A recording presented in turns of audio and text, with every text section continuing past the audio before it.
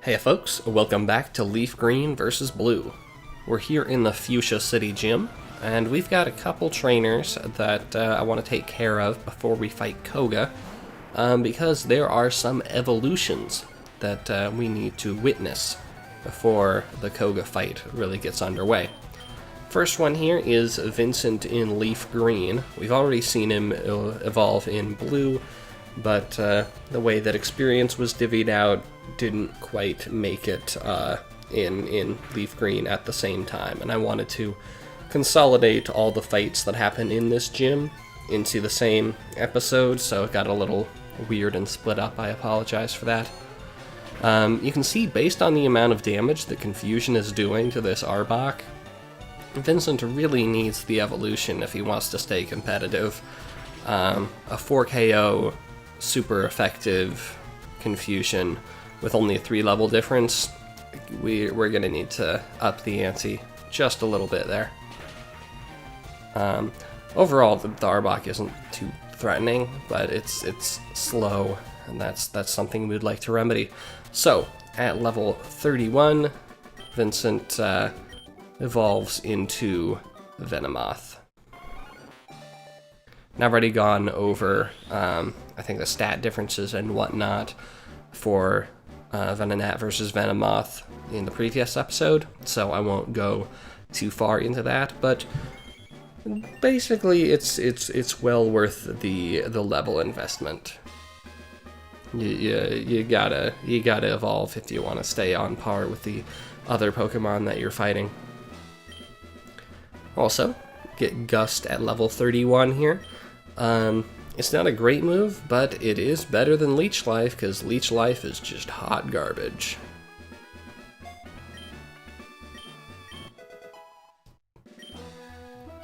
And then the other evolutions that we have in store today, we have the evolutions for Kingsley in LeafGreen and in Blue. You can tell by my leveling that I've done a fair amount of training off screen here. Also, I don't know what this Sandslash is doing in this gym. Okay, little bit of a rant time, and I can do that because I have the time here. I don't know what this gym is supposed to be. Nominally, it's poison, but Koga also brags about, haha, I am going to confound you with poison and confusion and sleep. Mostly those last two, if I remember the quote right. But then you have Sandslash. It doesn't poison you. Unless it has Poison Sting for some reason. Definitely doesn't confuse you. Definitely doesn't put you to sleep. It's not a poison type. It's kind of a weird hodgepodge mishmash. Anyway, there's Seadra. And we will get the same evolution over in Blue as well. One advantage that Horsey has at this point over, like, Vincent, unevolved Vincent, is that in Fuchsia City you get Surf in the Safari Zone. So basically, any water-type Pokemon you have on your team, even if it's unevolved or behind in levels, will be able to do a pretty good amount of damage with a Surf with the same type attack bonus, especially against, say, a Sandslash, which is weak to water. Anyway, this trainer has Kadabra and Drowsy and stuff, which I think is more the confusion end of things. But overall, this is a weird gym. They're supposed to be ninjas. But Sandslash, I guess, is sort of ninja themed because it hides underground and then pops out when you least expect it. That's the best explanation I can come up with. Also, BT dubs, I really like this Seadra sprite. It's got some really great dynamic posing there, and it really sells the idea of looking like a gun, like a pistol. It's pretty good. Pretty good. Anyway, here is Koga. Koga actually does stick to poison-type Pokemon. He has 2 Coughings, a Muck, and a Wheezing. Coughings here are nothing really to write home about. They have Smokescreen and Smog, both of them, both LeafGreen and Blue. Gen 1 has Sludge, in Gen 3 it has Toxic, so it does have a bunch of different ways to poison you.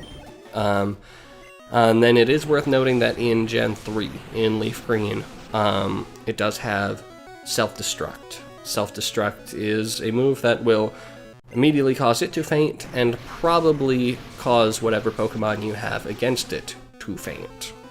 So, it's, if you're doing, like, a solo run or something, or just have a small team, that can be annoying. But otherwise, just use a revive and you'll be fine.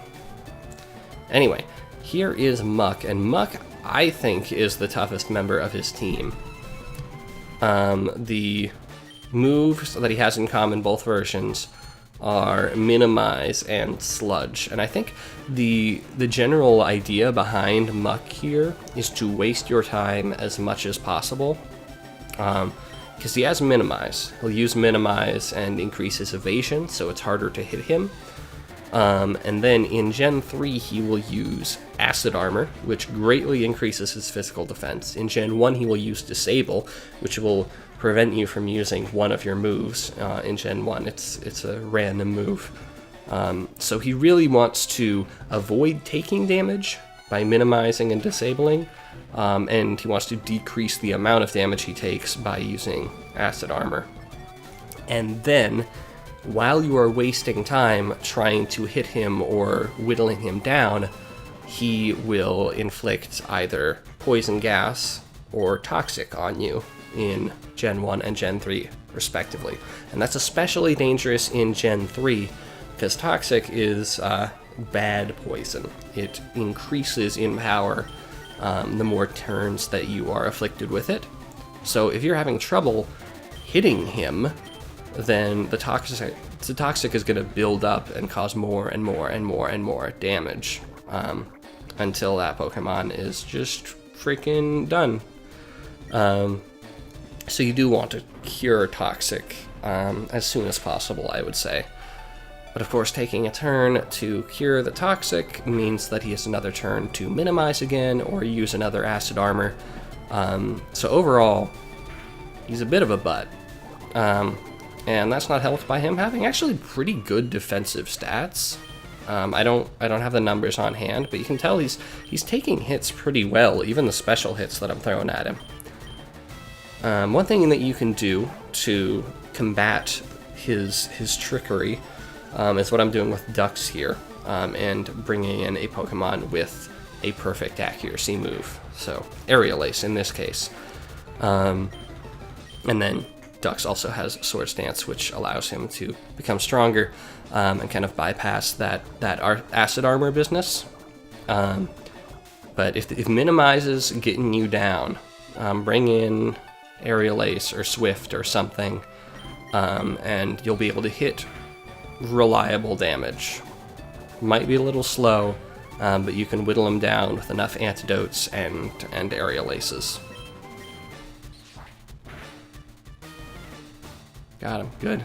Good work, Ducks. I wasn't expecting Muck to be the toughest member of his team. You'd think it would be his highest level Pokemon, but I think Muck is the one to look out for.